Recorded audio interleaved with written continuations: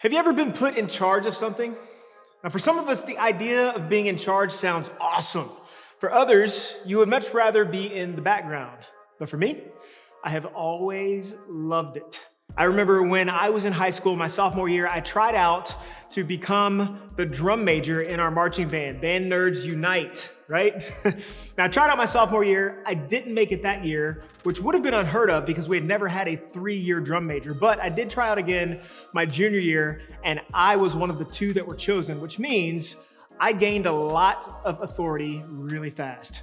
Only thing was I didn't handle it so well and really kind of got a big head about some things. Didn't do so well in my initial responses to people on the field. Off the field was great. We could still be friends. But when we were on the field, people didn't like me so much when I first started. Now, I eventually learned, but having that kind of authority was a little bit tough for me to get through initially. That makes sense though.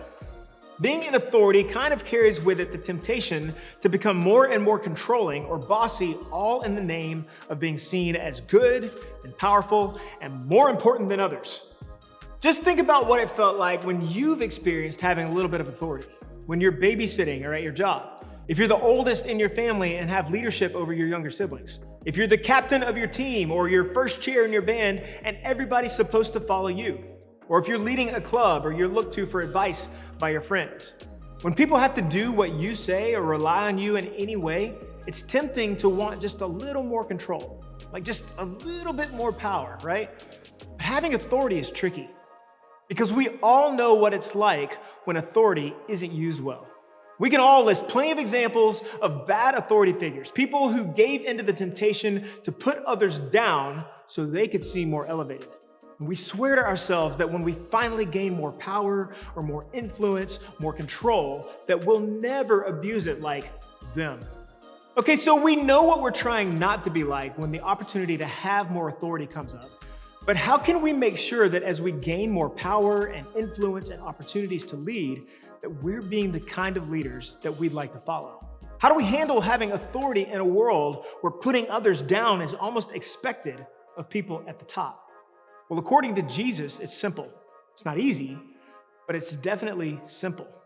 In fact, Jesus is the best example of how to use authority.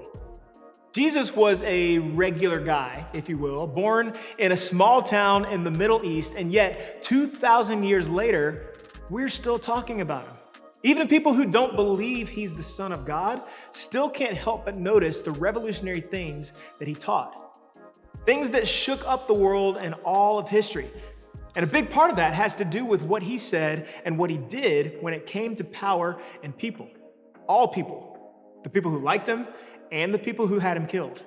People who followed him and people who betrayed him. People who believed he was the Son of God and people who thought he was crazy. Jesus, in his position of authority, used his power to do what nobody expected.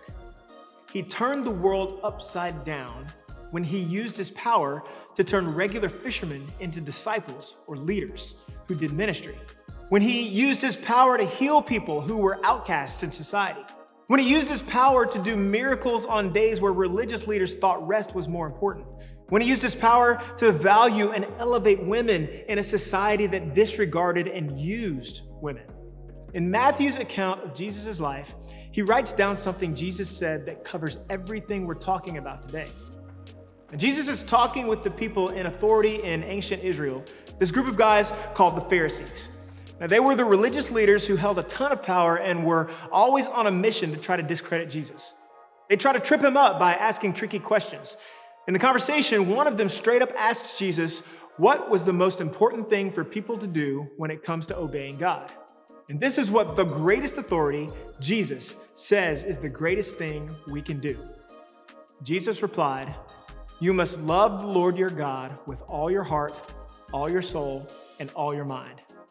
This is the first and greatest commandment. A second is equally important. Love your neighbor as yourself. The entire law and all the demands of the prophets are based on these 2 commandments.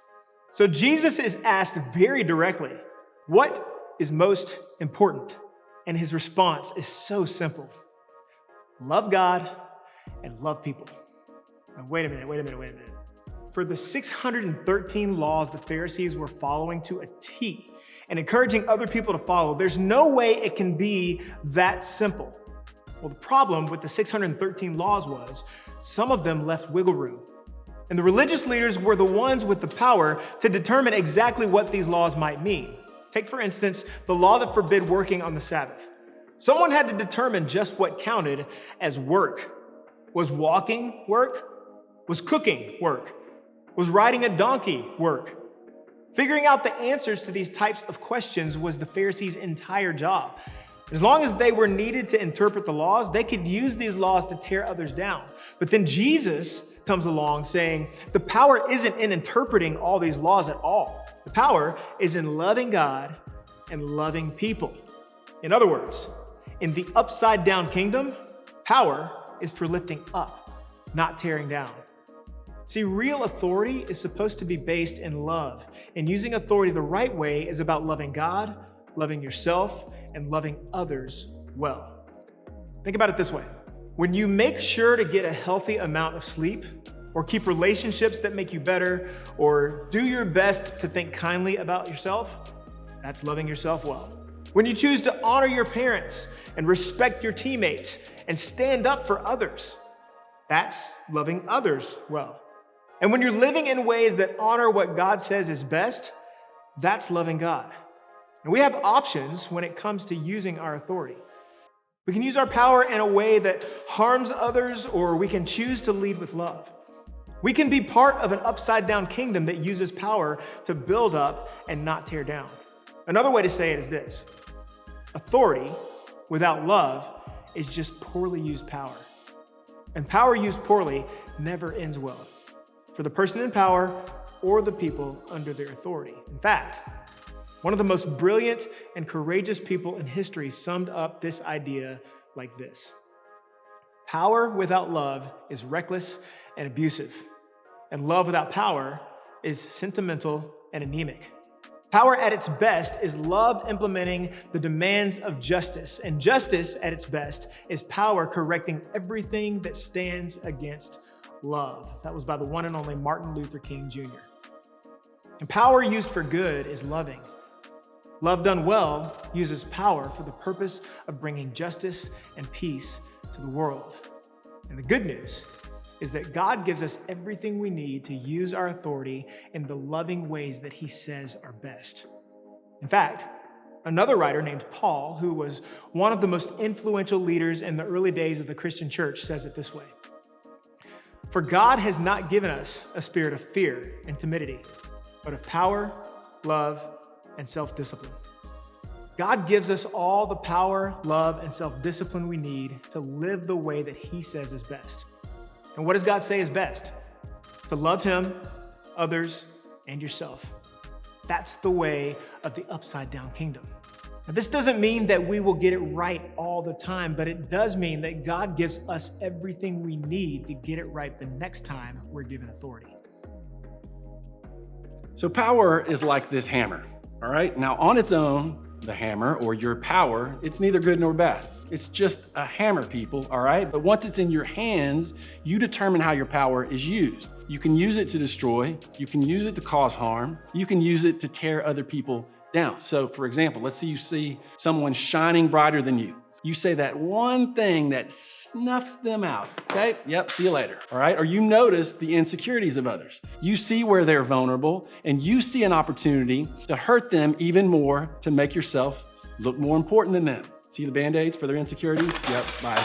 You see someone doing well, or winning, being celebrated by others, and you work hard to crush their success, okay? Bye. Now, here's the deal. You brag about you and your status, yeah, all that. You ignore the needs of others, and on and on. You compare others to your popularity, your number of followers in a way that makes others feel small, okay? All you, yeah, gone. Now, I'm gonna slide all of you over, and I'm gonna bring up a different way that we can use our power, okay? You can use it to build up, to choose love, to repair, and to serve. You can use your time to serve others. You make good grades, tutor someone. You're naturally athletic, coach someone. Your family's stressed, help clean and organize something. Your church running online services and need more volunteers, then volunteer, people, all right? That's what you can do. Or you can choose to care, right? You can have empathy, to step into the challenges other people are facing. You can use your influence with your following to celebrate others or to bring awareness to issues that affect someone other than yourself. That's what you can build. You can build something totally different with your power.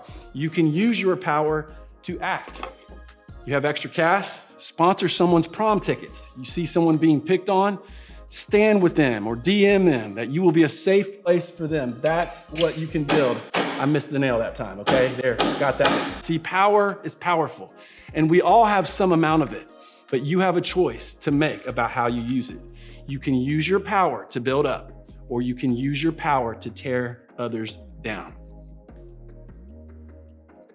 What we do with authority is important. Authority has the potential to be a powerful tool that helps others, and it also has the potential to be a powerful tool to treat people in harmful ways. In the upside down kingdom, power is for lifting up, not tearing down.